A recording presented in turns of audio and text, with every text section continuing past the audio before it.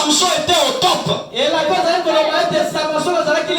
Alléluia. Amen. Dieu le fera. Il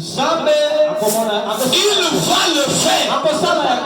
C'est pareil aujourd'hui. Dieu va avoir cette église-là. Ne vous affectez pas. Cette église victorieuse sera là. Le Saint-Esprit va se mouvoir dans l'église à telle enseigne que l'église et Christ seront le même esprit. Luther s'était donc tenu là au niveau des pieds.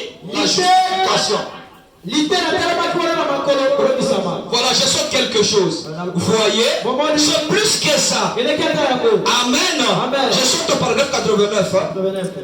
Amen. Mais remarquez, Samson s'est dit qu'il devait y avoir une possibilité. Il a eu une idée. Mais ce qui est triste aujourd'hui, c'est que l'église ne saisisse pas cela. Ils ne se rendent pas compte qu'il y a une possibilité d'avoir un réveil. Ils ne se rendent pas compte de la possibilité. Ils n'ont pas encore saisi la vision.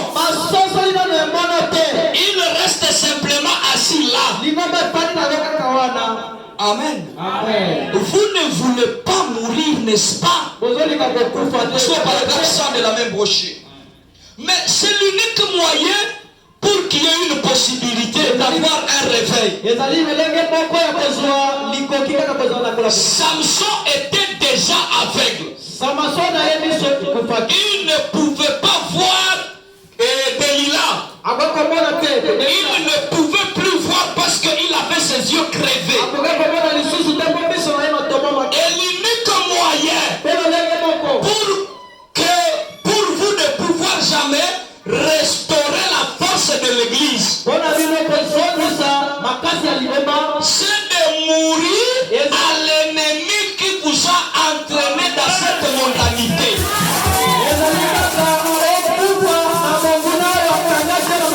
Samson a dit que je meurs avec mes ennemis. Mourir avec ses ennemis, ça veut dire quoi? Mourir avec ses ennemis, ça veut dire mourir à la chose qui vous amène dans la mondanité. Pour que la puissance de Dieu revienne sur vous. Pour que la puissance de Dieu revienne dans l'église, vous devez mettre votre vie sur le tableau. Si je suis dans cette situation, qu'est-ce qui m'a amené dans cette situation? Les hommes sages disent, le combat devient facile. Le combat devient facile quand on connaît son ennemi. Si vous ne connaissez pas votre ennemi, vous ne vaincrez jamais le combat. Identifiez qu'est-ce qui m'a amené dans cette situation. Et là, vous verrez la possibilité. Vous allez dire, si je mets à cette chose, alors la puissance de Dieu va rentrer. Frère Branham dit, quand Samson était dans la chute, il avait les mêmes muscles. La mécanique était toujours là. Plus loin, frère Branham dira qu'il est devenu plus combat qu'avant. Pourquoi? Parce que quand on l'a pris, on l'a amené à prison et il a commencé à tourner la meule. Il a commencé à tourner la meule. Vous connaissez la meule? C'est le moulet d'avant. On prend une grosse pierre. On met en bas comme ça. On prend une autre grosse pierre. On va rouler sur l'autre et les grains sont en train de se moudre là. À d'autres termes, il est devenu comme quelqu'un qui soulève le poids lourd. Un sportif. Mais malgré qu'il était depuis plus combat, l'onction ne descendait plus. Et il n'y avait rien qui pouvait se faire. Il fallait un retrait. Qu'il pense quand même. Comment je suis arrivé ici? Il a su c'est à cause de Delilah. Je veux mourir à moi-même. Parce que ton ennemi, ce ne sont pas les sorciers. Quelqu'un peut me dire un amen? Je suis un prédicateur du Nouveau Testament. Permettez-moi de dire ça. La Bible dit ni l'enchantement, ni la sorcellerie ne peuvent rien contre Jacob. Quelqu'un peut dire un amen?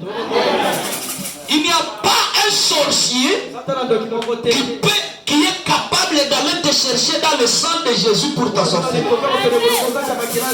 Il n'existe pas. Mais pour qu'il puisse t'avoir, c'est toi-même qui sors du sang de Jésus et tu vas le chercher. Amen. Il faut identifier comment j'arrive à sortir du sang. Parce que pour que le diable vienne jusqu'à toi, il doit passer par les mêmes étapes que toi. Il doit passer par les mêmes étapes que toi. Il doit être justifié, sanctifié, baptisé du Saint-Esprit. Et là, il devient ton frère, ce n'est plus ton ennemi. Tu dois identifier. C'est toi-même ton ennemi. C'est toi-même ton ennemi. C'est toi. Toi-même tu sors de la forteresse de Dieu, tu pars chercher Satan. Mais aujourd'hui tu dois identifier et de dire je ferme la porte derrière moi pour aller de l'avant. Samson a pensé. Et Branham dit ce qu'il a fait, c'était un acte de courage. Parce que cet acte-là a mené à une repentance sincère. La repentance, c'est le courage. Si tu n'as pas de courage, tu ne peux pas le faire. Venir devant quelqu'un et lui dire mon cher, j'ai péché contre toi. Je t'ai menti. Tu vois, quand je t'ai raconté ça. Ce n'était pas vrai. J'ai menti. Pardonne-moi, je me mets à genoux pour ça, c'est le courage.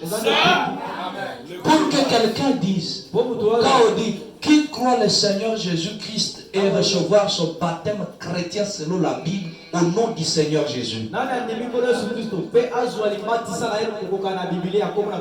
Qui lève la main? Et ça, il faut le courage pour dire moi, j'accepte d'être baptisé comme Pierre a baptisé les gens. Mais il faut du courage.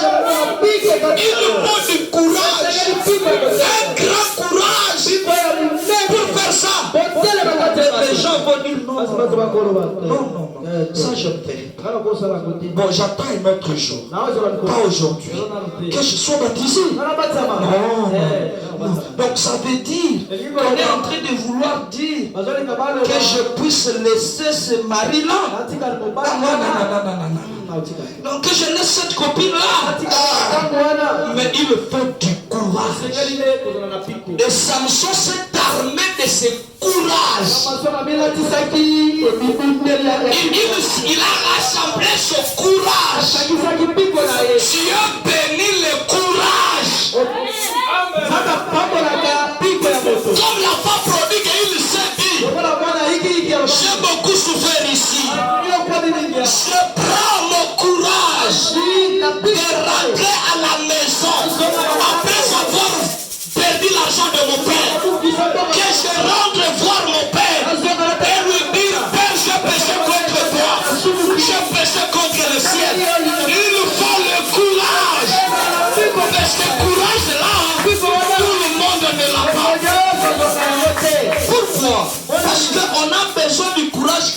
essayé et qu'on a échoué. Samson a essayé, il a tué, mais à un certain temps, il a échoué. Mais écoutez, Samson a échoué alors qu'il y avait encore beaucoup de Philistins. Ce matin, je te dis, là où ta force s'est arrêtée, ce n'est pas la limite de ta bénédiction.